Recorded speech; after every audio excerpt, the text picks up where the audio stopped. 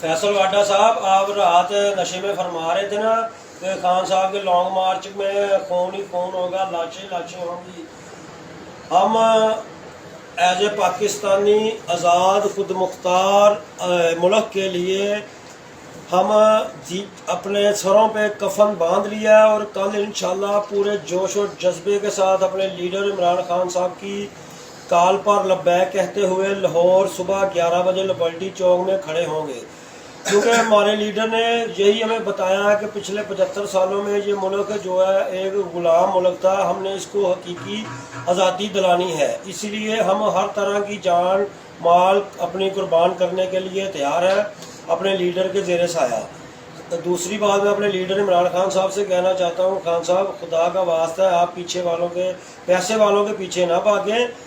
आप जो ब्रांड है आपको भी नहीं पता कि आप कितने बड़े ब्रांड हैं, पैसा आपके पीछे भागता है।